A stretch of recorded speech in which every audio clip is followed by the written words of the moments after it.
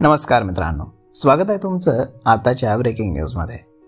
मित्रांनो, मुंबई उच्च न्यायालयानं बुधवारी एका खटल्याची सुनावणी करताना हिंदू उत्तराधिकारी कायदा 1956 लागू होण्यापूर्वी वडिलांचा मृत्यू झाला असल्यास मुलींना वडिलांच्या संपत्तीवरती अधिकार नसल्याचा निर्णय दिलेला आहे।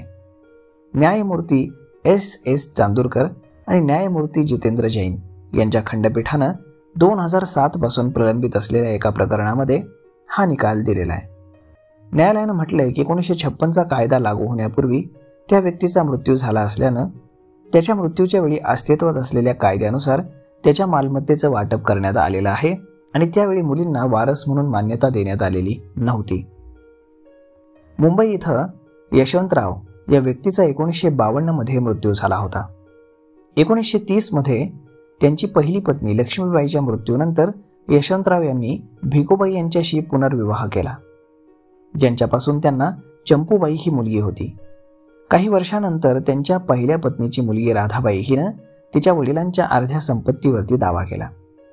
हिंदू उत्तराधिकारी नियमन 1956 आणि 2005 मध्ये झालेल्या सुधारणा कायद्यानुसार तिच्या वडिलांच्या संपत्तीवरती उत्तराधिकारीचा हक्क मिळावा असं तिनं दावा दाखल केला, तर ट्रायल कोर्टानं त्यांचा दावा फेटाळला। न्यायालयानं म्हटलं की हिंदू महिला संपत्ती हक्क कायदा 1937 अंतर्गत यशवंतराव यांची संपत्ती फक्त भिकुबाई यांनाच मिळाली होती आणि हिंदू उत्तराधिकारी कायद्यानुसार 1956 मध्ये ती त्यांची वारस बनली होती। तर मुंबई उच्च न्यायालयाने 1956 पूर्वीच्या कायद्याच्या संदर्भात उत्तराधिकारी अधिकारांचा विचार करण्याची गरज व्यक्त केली। खंडपीठानं म्हटलंय की 1956 पूर्वी ज्या मुलीची आई विधवा होती आणि तिचे दुसरे नातेवाईक नव्हते, अशा मुलीला उत्तराधिकारी असतील की नाही हे ठरवण्यासाठी आम्हाला पाठीमागं जावं लागेल।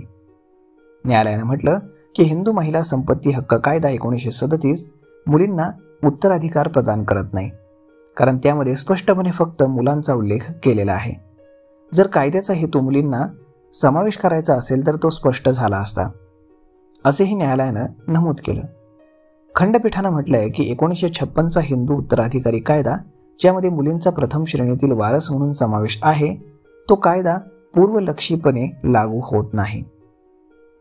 तर मग मित्रांनो, अशा पद्धतीनं जर एखादी व्यक्ती 1956 सालाच्या आधी मृत पावली असेल तर त्या वडिलांच्या संपत्तीवरती मुलगी अधिकार मागू शकत नाही, असा निर्णय आता उच्च न्यायालयाने दिलेला आहे। तर मग मित्रांनो, यावरती आपलं मत काय हे तुम्ही आम्हाला कमेंट करून नक्कीच सांगा आणि जर हा व्हिडिओ तुम्हाला आवडला असेल तर आपल्या जवळच्या मित्रमंडळींसोबत देखील हा व्हिडिओ तुम्ही शेअर करायला विसरू नका। धन्यवाद।